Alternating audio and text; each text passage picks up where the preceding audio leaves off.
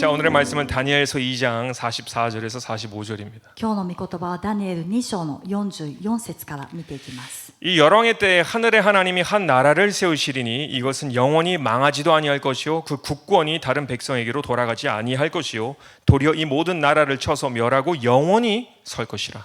この王たちの時代に天の神は一つの国を起こされます。その国は永遠に滅ぼされることがなく、その国は他の民に渡されず、かえってこれらの国々をことごとく打ち砕いて絶滅してしまいます。しかしこの国は永遠に立ち続けます。 왕이 사람의 손으로 아니하고 산에서 뜨인 돌이 철과 녹과 진흙과 은과 금을 부서뜨린 것을 보신 것은 크신 하나님이 장래의 일을 왕께 알게 하신 것이라. 이 꿈이 참되고 이 해석이 확실하니이다 라고 했습니다. あなたがご覧になった通り、一つの石が人手によらずに山から切り出され、その石が鉄と青銅と粘土と銀と金を打ち砕いたのは、大いなる神がこれから後に起こることを王に知らされたのです。その夢は正夢で、その解き明かしも確かです。 아멘. 아멘. 우리는 영원한 나라를 기다리고 있는 백성들임을 꼭 기억하시길 바랍니다. 私たちは永遠の国を待ち望んでいる民であるということを必ず覚えましょう。 아멘.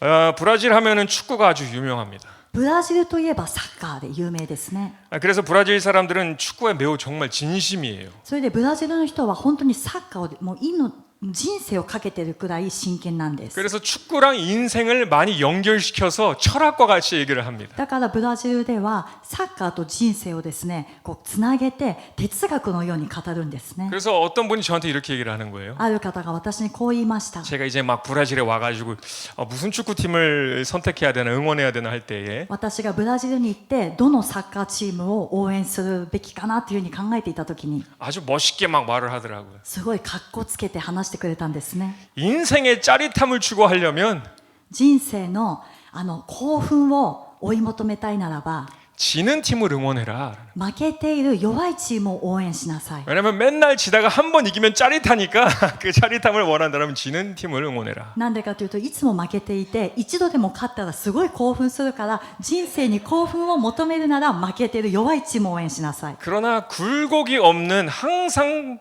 뭐라 할까 자신감 있는 삶을 살고 싶다면 でも変わらないいつも自信感あふれる人生を生きたいならば、 항상 이기는 팀을 응원해라라는 말이 있습니다. 常に勝っているチームを応援しなさいと言われたんですね。 왜냐면 그 팀이 결국 이기기 때문이다라는 거죠. なぜなら結果的にそのチームが結局勝つからなんです。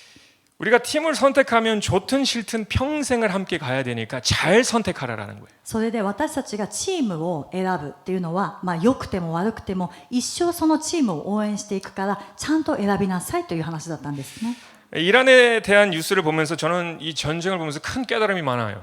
イランについてのニュース、また戦争を見ながら私は本当に大きな悟りを得ています。 이 이란이 성경에서부터 시작돼가지고 지금까지 존재하는 나라잖아요. 얼마나 강대한 나라였는가를 우리는 알 수가 있습니다. イランが聖書に書いてあるその時代から今も存在しているというのは、どれほどイランが強国であったかということがわかるんです。 근데 그 나라인데 제가 뉴스를 보는데 でもその国が、私がニュースを見ましたけれども、 한 이 카고를 가지고 돈다발이 막 쌓여 있는 채 막 어디로 옮기고 있어요. もうお金の紙幣が積み重ねられているものが多くあってですね、それをカートで移動していた場面を見ました。 양으로 보면은 진짜 많은 돈인 것 같아. それを本当に計算すると本当に莫大なお金にな 야 ります。 이란이라는 곳은 되게 위험한 나라일 텐데 저렇게 가져도 되나? 길에서 막 돈을 가지고 되나? イランって危ない危険な国だと思うのに、ああいうふうに道端でお金を見える形で持ち運んでいいのか。 근데 알고 보니까 전쟁이 일어나고 나서 그 화폐, 그 이란의 화폐가 가치가 떨어지다 보니까 でも戦争が起きて、そのイランの紙幣の価値が落ちたんです。 그렇게 산더미와 같은 돈들이 있는데 커피 한 잔을 못 마시는 거예요. でも山ほど積み上げられた紙幣があるのに、コーヒー一杯も飲めない価値なんです。 저는 그 뉴스를 보면서 상당히 많은 것을 깨닫게 됐어요. 私はそのニュースを見ながら本当に大きなことを悟りました。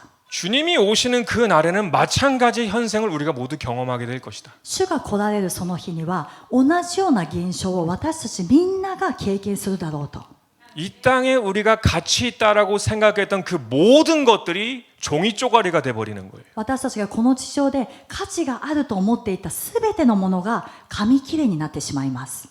돈만이 아니라 헛된 가치관, 사고방식, 이런 세상적인 것들이 아무것도 아니게 되는 것입니다. それは 그때에는 紙幣だけではなくてこの虚しい価値観また世の価値観この世の欲望すべてのものがその日には虚しい価値のないものになります。 그래서 우리는 항상 어떤 나라를 응원하고 있어야 되는가를 여러분 꼭 집중하셔야 됩니다. ですから私たちはいつもどの国を私たちが応援すべきなのかということは集中しなくてはなりません。 아멘. アメン。 교회에 앉아 있다라고 그 마음이 같이 있는 게 아니에요. 教会に座っているからといってその心が一つになっているとは言えません。 내 마음이 그 나라가 아니라 이 세상을 여전히 바라볼 수가 있어요. 그래서 우리 자신을 항상 확인을 해야 됩니다. ここに座っていながらも私たちの心はその御国ではなくてこの地上に向いているということもあるから私たちは常に点検しなくてはなりません。 아멘. アメン。 우리 담임 목사님께서 너무 다니엘서를 잘 이미 설명해 주셔서 제가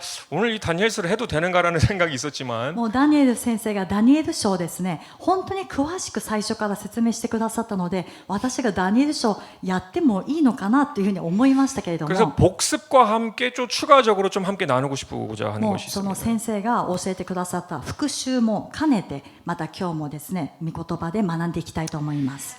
이 느부갓네살 왕이 본 그 꿈 여러분 다 기억하시죠? 그 우상, 꿈에서 나오는 ネ 우상. ブカデネザル王が見たその夢偶像の夢皆さん覚えてますか？ 그리고 그것이 모든 시대의 가장 강대국이었던 나라들을 의미하죠. でその像というのはその全ての時代において最も強かった国を象徴しています。 그런데 이 우상이 끝에는 다 무너지게 돼요. 뭐- 왕국들이. その王国が最終的には全部崩される滅ぼされてしまうということです。 인간이 왕이 되는 인간의 사고를 가진 그 왕국들은 결국 다 없어지게 되고 무엇이 그 자리를 바꾸게 되느냐.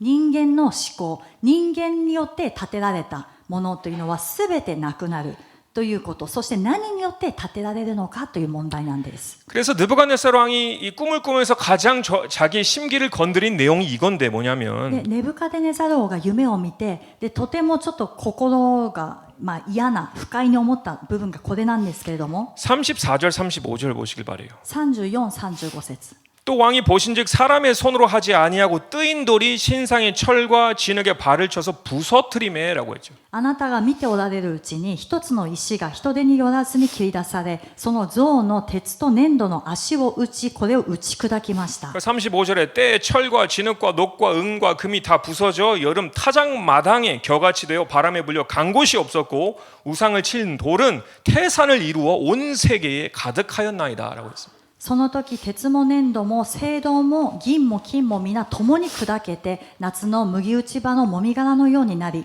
風がそれを吹き払って跡形もなくなりました。そしてその像を打った石は大きな山となって全土に満ちました。 아멘. アメン。 그래서 이 다니엘서의 예언과 요한 계시록의 예언을 같이 비춰보면 뭘 알게 되냐면 이 큰 우상이 뭘 의미하느냐. このダニエル書の予言とヨハネの黙示録に出てくる予言をこう照らし合わせてみるとこの像は何を意味しているのか 그리스도의 나라가 맨 마지막에 싸울 큰 성 바빌론을 의미하는 것을 우리는 알 수가 있어요. キリストの国が最後に戦う大バビロンを指しているということを私たちは分かることができます。アメン。アメン。 그럼 그 돌은 무엇인가? 이 우상을 넘어뜨리는 그 돌이 무언가? この像を偶像を打ち砕いた石は何なのか 베드로전서 2장 4절 또 6절에는 이렇게 기록되어 있습니다. 第一ペテロ2章の4節 사람에게는 버림바가 되었으나 하나님께는 택하심을 입은 보배로운 산 돌이신 예수에게 나와. 主の身元に来なさい。主は人には捨てられたが、神の目には選ばれた尊い生ける石です。 아멘. アメン。 6절 보시면 경에 기록하였으되 보라 내가 택한 보배롭고 요긴한 모퉁이 돌을 시온에 두노니 저를 믿는 자는 부끄러움을 당치 아니하리라 하였으니. なぜなら聖書にこう書いてあるからです。見よ、私はシオンに選ばれた石、尊い礎石を置く。彼に信頼する者は決して失望させられることがない。 아멘. アメン。 맨 마지막에는 그리스도의 영원한 나라가 중요한 포인트는 이 땅에 세워질 것이다라는 것이에요. 最後はその重要なポイントはキリストの永遠の御国がこの地上に建てられるというところなんです。 그 돌들이 태산과 같이 이 땅에 충만할 것이다라고 했습니다. その石が山のようになってこの全地に満ちると書いてあるんですね。 아멘. 여러분 혹시 전도할 때 이런 답답함이 있지 않습니까? 皆さん伝道するときにこういうもどかしさを感じたことありますか？ 눈에 보이지 않는 천국을 어떻게 믿냐? 目に見えない天国をどうやって信じるんだと。 십자가에 죽었다라고 하는 그 예수를 부활했다라는 것을 어떻게 믿을 수 있냐? 보이지 않는데. 十字架で死んで復活されたイエス様、目に見えないのにどうやって信じることができるのか。 우리는 알지만 그것을 보여줄 수가 없으니까 답답함이 있죠. 私たちはそれを信じていて分かるけれども見せることができないからもどかしさを感じることがあります。 그러나 요한계시록 1장 7절을 보시면 이런 기록이 있어요. でもヨハネの黙示録1章の7節にこう書いてあるんです。 볼지어다 구름을 타고 오시리라 각인의 눈이 그를 보겠고 그를 찌른 자들도 볼 터이요 땅에 있는 모든 족속이 그를 인하여 애곡하리니 그러하리라라고 했습니다. 見よ彼が雲に乗って来られる。すべての目ことに彼を突き刺した者たちが彼を見る。地上の所属は皆彼のゆえに嘆く。しかり。アーメン。 아멘. 아멘. 모든 눈들이 그 재림하시는 예수님을 보게 될 것이다라고 기록하고 있습니다. すべての目が再臨されるイエス様を見ることになると書いてあります。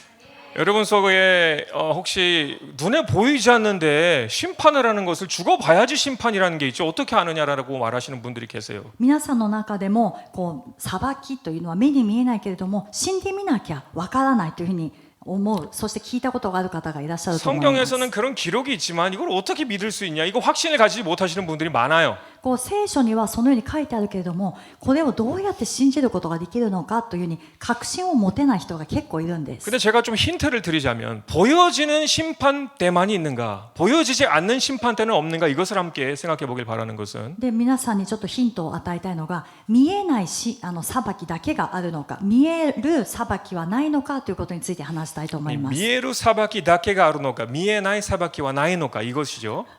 こっちが正しい。 혼자 해야 되나요? 一人でやんなきゃいけないかもしれない。 자, 아주 명작인 책이라는 그 죄와 벌이라는 책이 있어요. で죄와 罪と罰という有名な本があります。 이것을 우리 제자 학교에서 나눈 내용인데 でこれも弟子学校でも分かっちゃった内容ですけれども 어느 청년이 있었는데 아주 지독한 생활고에 살고 있었습니다. である青年がいました。でも本当にひどい生活をしていました。 근데 그 사람이 자기의 이 하고자 하는 일을 정당화시켜요. でも彼はですね自分が今からやろうとしていることを正当化します。 그게 뭐냐면은 한 이 사회에 해를 끼치는 자기밖에 모르는 그 노파 여자 어른이신이 있었는데 でそれはこの社会で自分のことしか考えていない、老人、女性がいたんですけれども 그래서 그 주변에 있는 사람들한테 해를 끼치는 그런 사람이었어요. でその老人は周りの人に害を与えるそういう存在でした。 그래서 자기가 이 노파를 죽이고 그 돈을 훔쳐서 で彼は考えたんです。私が彼女を殺してそのお金を盗み 다른 돈이 필요한 사람들한테 도와주자 이렇게 합리화를 시킵니다. 자기 そ 자신을. れでお金が必要な周りに必要がある人のことを私が助けようというふうに自分がやろうとしていることを合理化したんです、ね、 그리고 정당화시킵니다. それで正当化しました。 그런데요. 이 시카시? 청년이 그 노인을 죽이는 그 순간부터 でもこの青年がこの老人を殺したその瞬間から 그 돈을 사용해야 되는데 사용하지를 못해요. このお金を使わなきゃいけないはずなのに使うことができません。 늘 그 큰 죄책감 속에 계속 살아요. いつもこの大きな罪悪感の中で生きていかなきゃいけな 그리고 かったんです。 경찰을 보게 되면 항상 두려움이 밀려와요. そして警察がいるといつも恐れが来ました。 그렇게 혼자 괴롭게 살다가 나중에는 자수를 해서 옥에 들어갑니다. それでもう結局ですねそのように苦しく生きていながら自首して刑務所に入ることになったんです。 그리고 그 옥에서 참회를 하고 진정한 자유를 그때 얻게 돼요. それでその牢の中で自分が本当に懺悔悔い改めをして本当の自由を得ることができたという話なんです。 여러분이 생각해야 될 부분이 이건데 심판대가 보여지는 심판대만 있습니까? 보여지지 않는 심판대도 있습니까? 이것을 생각해 보길 바랍니다. 皆さんがここのポイントを考えなきゃいけないのが裁きというのは見える裁きだけがあるのか見えない裁きもあるのかということなんです。 죄를 짓고는 못 산다라는 말이 있습니다. それは罪を犯したまま生きていけないという言葉があるんですね。 내가 아무리 합리화시켜도 정당화시켜도 그 죄를 진 이상 내 안에서 내가 나를 심판하고 있습니다. 自分が罪を犯してどんなに合理化しようとしてもまた正当化しようとしても罪を犯す自分の中で自分を苦しめる何かがあります。 자기의 양심이에요. それは自分の良心なんです。 보여지지 않는 심판대가 내 안에 있어요. 見えない裁き台というのは自分の中にあります。 이 양심이 누구에게로부터 우리가 주어지게 되었을까요? この良心は私たちは誰から与えられたのでしょうか。 하나님의 형상을 닮았기 때문에 내가 무엇을 해야 되는지 아는 내가 있는 것입니다. 神様の似姿で作られたので、私たちが何をすべきかということを知っている私たちがいるんです。 죽어봐야지 심판대가 있는지 알지 뭐 어떻게 알아. 死んでみないとわからないよと。 여러분 마음에 있는 그 심판이 그 날에도 강력한 심판으로 여러분에게 찾아오게 될 것입니다. 하나님으로부터. 皆さんの心に今あるその裁き台が、その日には神様からの大きな裁きの御座として皆さんに訪れます。 그러니까 도망갈 생각하면 안 된다라는 거예요. だから逃げようとしてはいけません。 우리는 내 안에 있는 이 문제점들을 예수 그리스도로 인하여서 해결을 시켜야 됩니다. 私たちは私たちの中にあるこの罪と問題点をイエス・キリストの皆によって解決しなくてはなりません。 그래야지 구원을 받을 수 있게 되는 것입니다. そうした時に救いを受けることができるようになります。 아멘. アメン。 이렇게 주님의 날이 오기 때문에 우리가 무엇을 해야 되는가를 우리가 잘 생각해 볼 필요가 있습니다. このように主の日は必ずやってくるので、私たちは何をすべきなのかということはきちんと考える必要があります。 제가 이 그리스도의 나라가 임한다라는 것을 깊이 생각하지 않았을 때 단순히 천국을 간다라는 것만 생각했을 때 私がキリストの御国が来るということをそこまで深く考えずに天国にただ行くというふうに考えていた頃、 저에게는 많은 질문들이 있었어요. 私には多くの疑問があったんです。 우리가 이 세상에서 계속 살아가야 되잖아요, 그죠? 私たちはこの地上で今もまたこれからも生きていかなきゃいけないですね。 하나님, 제가 천국을 가는 것이 나의 궁극적인 목적이라면 神様、私が天国に行くということが私の最終目的であるならば、 그러면 조금이라도 더 죄를 덜 짓고 천국 가는 것이 더 나에게 유익이 아닐까요라는 생각이 항상 있었어요, 저한테는. そしたら少しでも罪を少なく犯して早く天国に行くのが私にとっても益ではないのかという疑問があったんです。 왜냐면 우리가 신앙생활을 하다 보면 할수록 우리가 솔직해지자고요. じゃあ皆さんちょっと正直になりましょうね。 우리가 신앙생활을 하면 할수록 더 잘 되고 더 성장하고 더 승리하고 더 좋아져야 되는데 私たちは信仰生活をすればするほどもっと良くなってもっと成長してもっと前進してもっと勝利していかなきゃいけないのに、 제가 보이는 우리의 모습들을 보면은 더 가면이 두꺼워지는 것밖에 없는 것 같아요. 私が見ているこの姿を見るともっとですね、仮面だけが分厚くなっています。 더 연기만 아주 주연상을 받아야 될 정도로 연기만 잘하게 되는 우리가 있어요. 演技はですね、素 아닌 晴ら 것처럼 しくなって主演女優賞とか男優賞もらえるんじゃないかってくらいみんな演技が上手になるんです。 잘하고 있는 것처럼 何かうまくいっているかの 이게 ように、 안에는 다 썩어지고 있으면서 아닌 것처럼 하는. 中は全部腐っているのにそうではないかのように振る舞う。 그러니까 저도 차라리 빨리 천국 가는 게 유익이 아닌가요, 주님? だから昔は思ったんですね。主よ、むしろ早く天国に行く方が有益ではないでしょうか。 근데 그리스도의 나라가 임하고 목적이 있어서 우리가 이 땅에 살고 있다라는 것을 알게 되면서 많은 것들이 해결되게 되었습니다. でもキリストの国がここに臨む、この地上に臨む、そして私たちがその時にも何の役割があるのかということを悟ることで、私はその疑問を解決することができました。 우리가 많은 영적인 싸움들이 있잖아요, 그죠? 매일매일의 싸움이 있어요. 私たちは毎日毎日のこの霊的な戦いというのがあります。 내 육신과 싸워야 되죠. 自分の肉と戦わなきゃいけない。 세상의 영향력에서 싸워야 되죠. またこの世の影響とも戦わなきゃいけない。 포로된 자들을 자유케 하기 위해서 또 싸워야 되죠. 囚われた人を自由にするために戦わなきゃいけない。 왜 우리가 이 혹독한 훈련을 받는 줄 아세요, 여러분? なぜ 이것을 아는 게 중요해요. 私たちがこんな厳しい訓練を受けているのか、皆さんこの理由は分かりますか？ 그리스도의 날에 여러분은 사명이 있어서 관리자 일을 하게 될 것이다라는 것을 여러분 꼭 기억하시길 바랍니다. キリストの日に皆さんは使命があって、この治める、支配する役割を担わなきゃいけないということを覚えてください。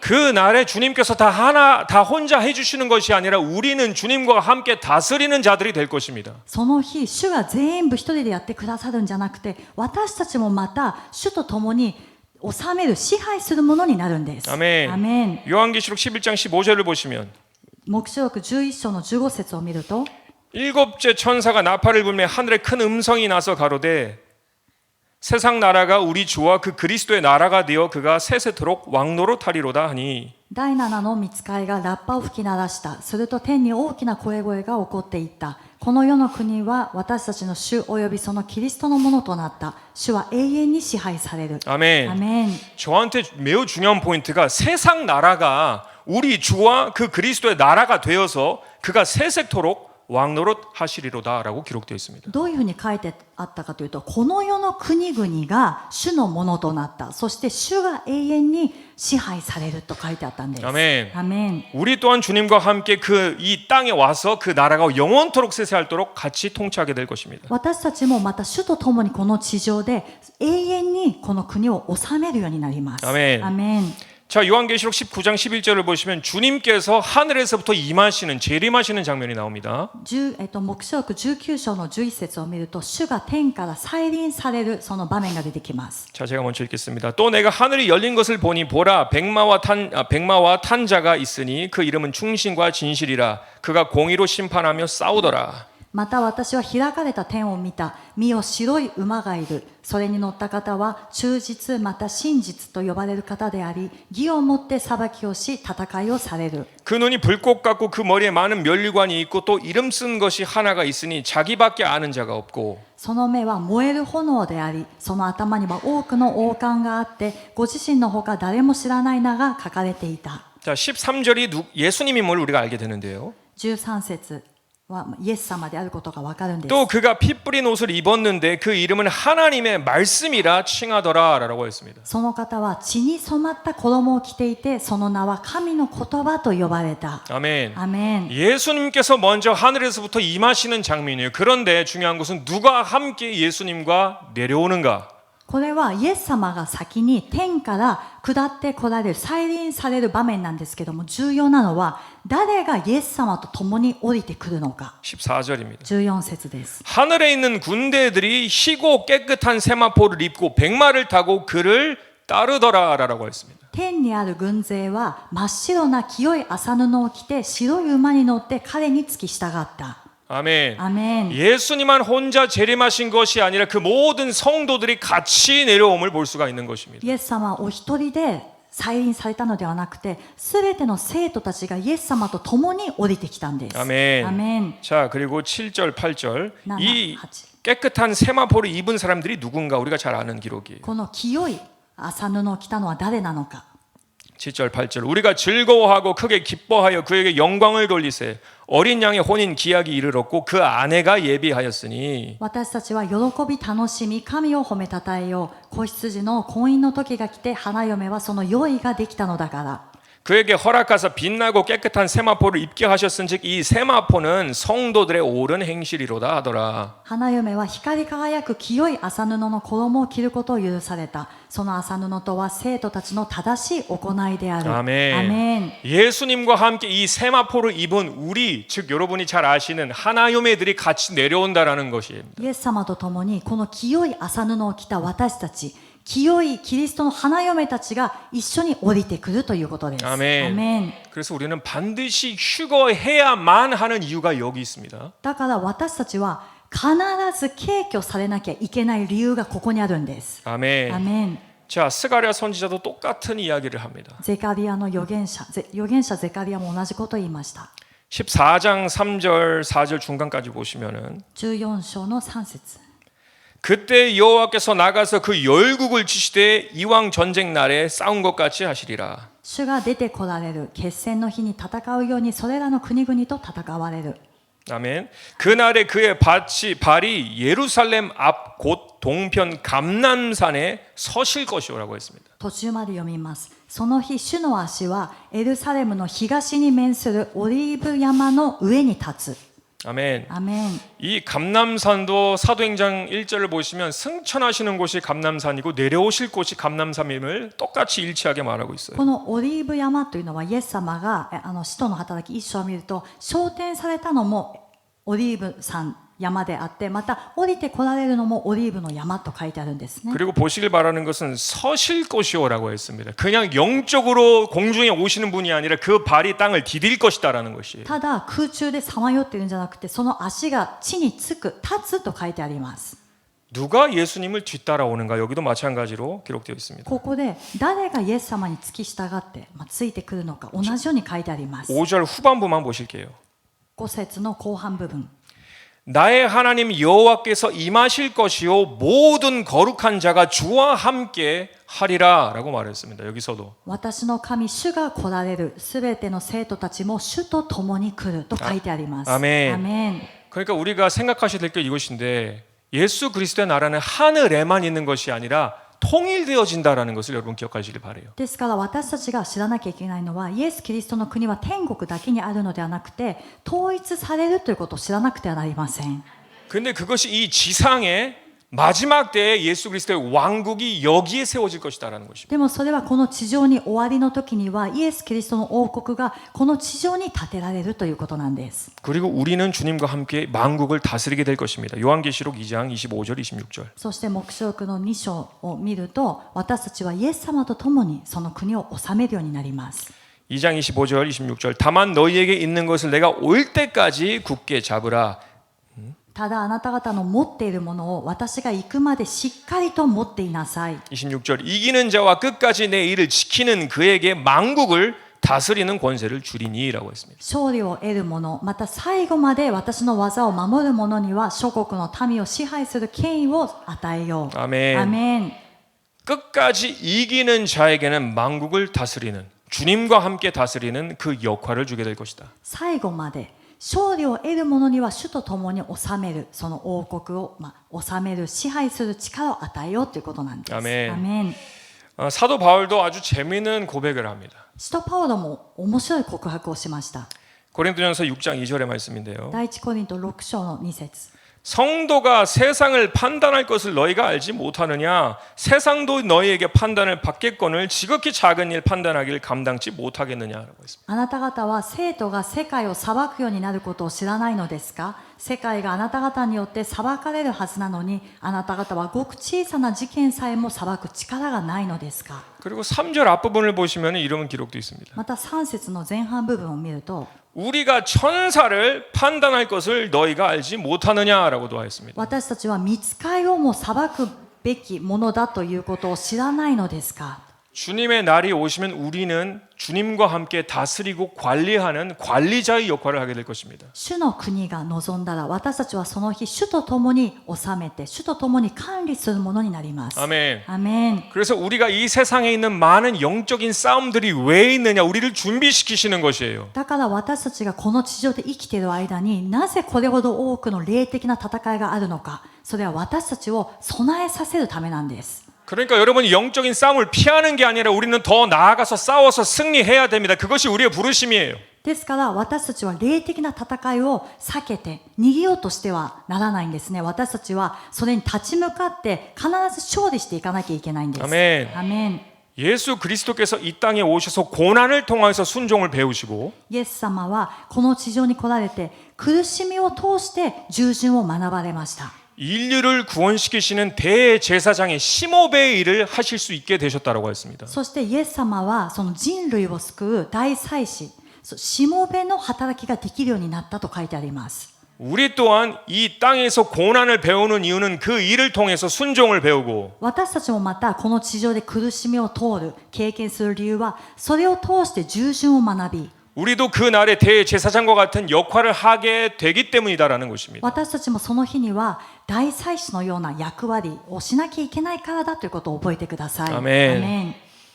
그래서 주님께서는 우리에게 이런 일들을 겪도록 허락하신다라는 사실이 이유가 있다라는 것이 목적이 있어요. だから主は私たちをこのような経験をさせる、その通らせるところには目的があるんです。 아멘. 아멘. 그래서 우리 모두가 마태복음 25장 21절의 말씀처럼 꼭 듣기를 바랍니다. ですから私たちみんながそのよくやった良い忠実なしもべだということを必ず聞く私たちになりましょう。 거기에 포인트는 내가 이 땅에서 작은 것을 맡기게 되었지만 나중에 그 날에는 더 많은 것을 맡기게 하실 것이다 라는 것이 중요한 포인트가 돼요. ここで重要なポイントは、あなたは小さいことに忠実だったから、その日にはもっと大きなことをあなたに任せよう。ここがポイントになります。アメン。アメン。 제가 이렇게 여러분에게 말씀드리지만은 私が皆さんにこのようにメッセージは語ってますけれど 제가 も、 우리 금요일날 우리 준영 목사님 눈물의 설교를 들으면서 더 중요한 게 있구나. 휴거를 먼저 돼야지 그 일이 되거나 말거나 하지. 私は金曜日の純先生の純牧師の涙のメッセージを聞いて、本当にこれよりももっと重要なこと、まずは敬虚されなきゃいけないんだなというふうに思ったんです。 우리가 그날에 하나님의 일꾼이 되고 그리스도의 나라의 관리자가 되려고 해도 휴거가 돼야지 뭐 되지. 私たちがその日キリストと共に管理者になる、キリストと共に治めるものになるって言っても、まずは敬虚されなかったら意味がないんです。 그러니까 우리는 반드시 휴거가 돼야 돼요. ですから皆さん、私たちは必ず敬虚されなくてはなりません。 이 요한계시록 17장과 14절을 중심으로 해서 이 메시지, 은혜로운 메시지를 전해주셨어요. その純牧師がヨハネの黙示録7章また11章から引用してですね、本当に恵まれるメッセージを語りました。 그리고 우리 교회가 항상 휴거를 반드시 우리 믿는 자들이 받아야 된다라는 것을 지속적으로 말씀드리는 것은 また私たちの教会は、信じている私たちクリスチャンは必ず敬虚されなくてはならないということを持続的に強く伝えている理由は、 우리 준영 목사님도 말씀하신 것처럼 純牧師も言ったように、 그것이 우리의 기회예요. 이 땅의 기회예요. それが私たちクリスチャンにとってのこの地上での機会なんです。 신자들이 휴거받지 못하면 그 날에는 더 이상 우리에게 대한 찬스는 없어요. 두 번째 찬스라고 생각하면 안 돼요, 여러분. 이 7장과 14절을. 皆さん、この黙示録7章と 14장. 14章はですね、信者が敬虚されなかった後には、私たちはもう二度とチャンスがないというふうに思わなくてはなりません。それをセカンドチャンスのように捉えてはいけません。 왜냐하면 사도 요한이 많은 사람들이 있는데 그들이 누구인지 모르잖아요, 그죠? 使徒ヨハネがですね、大勢の人がいるんだけど、その人たちのことが認識できなかったんです。 그래서 장로의 질문이 재밌는 게 뭐냐면 너 알지 못하지 하면서 질문하는 거예요. それ 그 で 질문 長老の 자체가. 一人の質問が面白いんですけども、あなたその人たちのこと誰かわからないでしょうという質問があるんです。 그래서 당신이 아십니다라고 대답하잖아요. 모른다라는 거예요. それで使徒ヨハネが言ったんですね。あなたがご存知です。ということは、自分は知りませんということであります。 자, 이 많은 사람들을 사도 요한은 알지 못하고 있어요. 누군지 알지 몰라요. ここの大勢の人、多くの人を使徒パウロは誰なのか分かってない。 이것이 의미하는 바가 있는데요. これはどういう意味なのか。 사도 요한은 7교회에 대해서는 너무나 잘 알고 있고 누구인지도 너무나도 잘 알고 문제 있는 사람들이 어떤 사람이고 다 잘 알고 있어요. 使徒ヨハネは7つの教会については名前も知っているし、どういう人が問題であってどう気をつけるべきなのかということも詳しく本当によく知っていました。 이 사람들을 모른다는 것은 무엇이냐면은 사도 요한이 교회에 있을 때 교회에서 지금 휴거 당하기 전에 그 알고 있는 사람들에서는 잘 알고 있지만 でこの使徒ヨハネが大勢の人を見て認識できなかった、知らないというのはどういう意味かというと、教会の中での人とは知っていたんです。詳しく知っていたんです。 대환란이 시작하고 그 환란 속에서 구원받은 예수님을 믿게 된 사람들이기 때문에 내가 아는 사람들이 아니다라는 것입니다. その大勢の人というのは大患難が始まって、その中でイエス様を信じた人たちだったから、使徒ヨハネは知らなかったんですね。 그러니까 신자들이 휴거받지 못하면은 기회가 없다라는 것이에요. ですから皆さん、信者が敬虚されなかったら、その後は機会がありません。 그러니까 우리는 반드시 휴거돼야 된다라는 것만 기억하시면 됩니다. ですから、難しいことは置いといて、一つ覚えるのは、私たちは必ず敬虚されなくてはならないということなんです。 어떤 분들은 이 7장, 14장을 하나의 지금 위로의 말씀으로 받는 분들이 있어요. 이건 절대 위로의 말씀이 아니에요, 여러분. 우리 신자들에게. ある方はですね、クリスチャンの中では黙示録の7章と14章を慰めの御言葉として持っている人もいるんですね。しかしこれは信者にとって決して慰めの御言葉ではありません。 이것은 오직 하나님의 은혜로, 왜냐하면 이것은 초자연적인 장면들이 나오는데 더 이상 성도들이 없으니까 천사가 하늘에서 날아다니면서 복음을 전합니다. なぜならこれは超自然的な現象がその時にはあるのが、もう生徒たちはその地上にいない状態なので、御使いたちが路傍伝道するんですね。 그래서 그것을 듣고 믿는 사람들 그리고 순교하는 사람들이 그 알지 못하는 사람들이에요. 하늘에 올라가는. で本当にイエス様のことを知らなかった人がその時に御使いを通して聞いてそれを信じて殉教した人たちがその大勢の人だった。だから使徒ヨハネは彼らを認識することができなかったんです。 반드시 그리고 순교를 해야 돼요.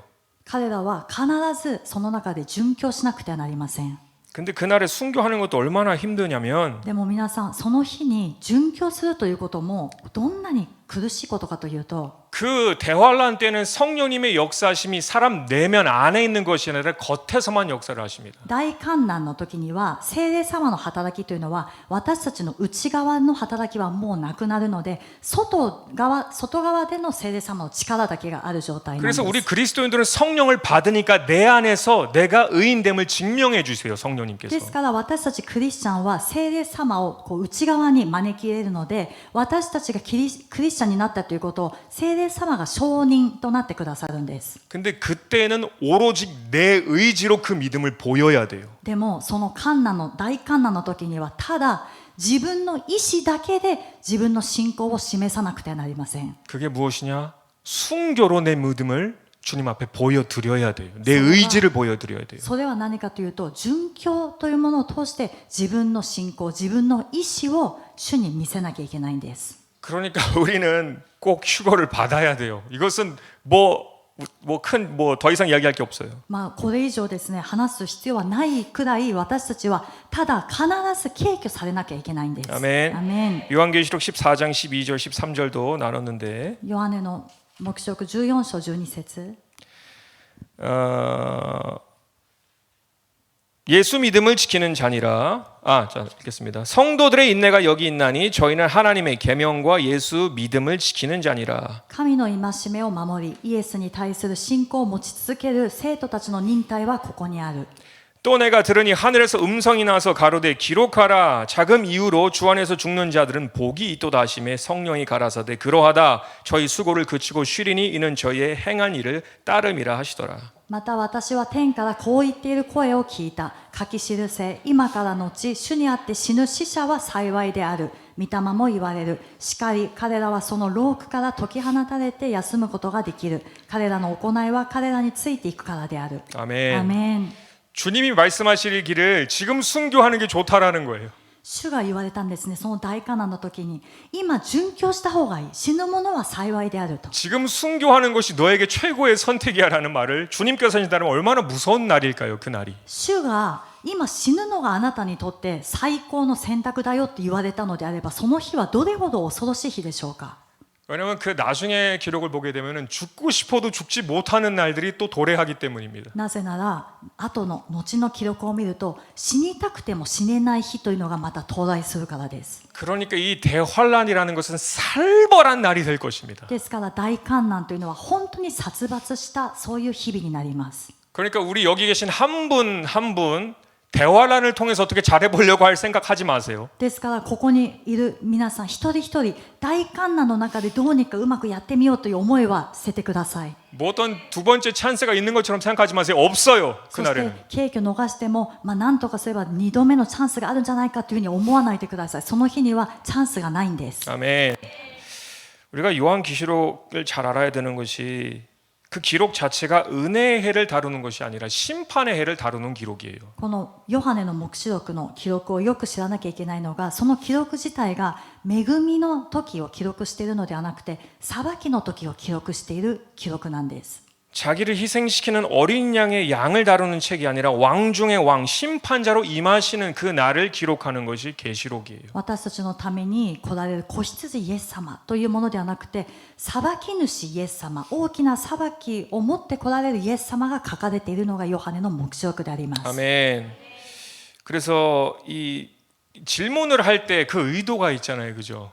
こう質問するときには意図がその中に含まれています。 그러니까 근데 중요한 것은 하나님은 그 질문하는 의도조차도 다 읽고 계신다라는 것을 알고 있어야 돼요. でも重要なことは神様はその質問する意図さえも全部読んでおられるということなんです。 사도 바울은 데살로니가 후서 2장 9절에서 12절을 보시면 이런 말을 합니다. 使徒パウロは第2テサロニケの2章の9節を見るとこういうふうに言っています。 악한 자의 임함은 사단의 역사를 따라 모든 능력과 표적과 거짓 기적과 不法の人の到来はサタンの働きによるのであって、あらゆる偽りの力、印、不思議がそれに伴い、 10절 불의의 모든 속임으로 멸망하는 자들에게 이 말이니 이는 저희가 진리의 사랑을 받지 아니하여 구원함을 얻지 못함이니라. また滅びる人たちに対するあらゆる悪の欺きが行われます。なぜなら彼らは救われるために真理への愛を受け入れなかったからです。 여기 지금 데살로니가 교회 성도들에게 하는 말이에요. これは今テサロニケの教会の信徒に向かって言っている言葉なんですね。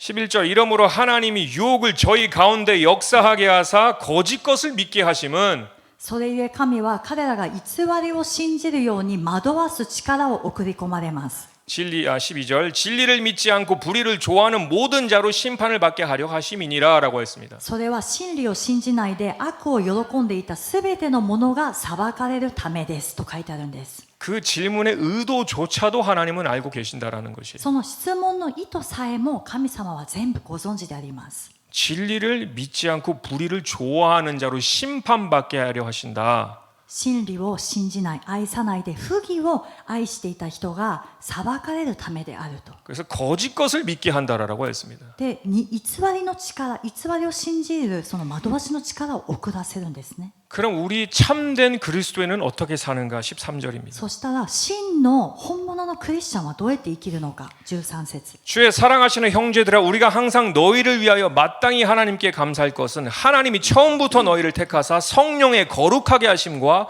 진리를 믿음으로 구원을 얻게 하심이니라고 했습니다. しかしあなた方のことについては私たちはいつでも神に感謝しなければなりません。主に愛されている兄弟たち、神は御霊による清めと真理による信仰によってあなた方を初めから救いにお選びになったからです。 아멘. アメン。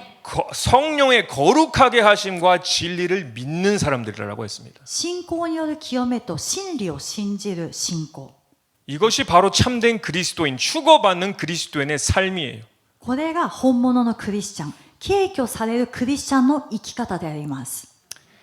그래서 우리는 이 휴거를 정말 내 목숨처럼 생각하셔야 됩니다. ですから私たちはこの敬虚というのを本当に自分の命のように真剣に考えなくてはなりません。 그리고 어떻게든 피해 가려고 하지 마시고 지금 내 자신을 맞닥뜨리셔야 됩니다. そしてどうにかして逃げようとはせずに今自分に直面している問題をどんどん解決しようとしてください。 아직도 나에게 진리가 나에게 말해주고 계시는데 이것을 반대하는 내가 있으면 나를 깨트리셔야 돼요. 真理の御言葉を聞いてもそこで反発する自分がいるならば自分を砕かなくてはなりません。 불의를 좋아하고 있으면서 내가 어떻게든 구원받을 수 있을 거다라는 그 생각조차를 내려놓으셔야 돼요. 왜냐하면 그것은 미혹이에요.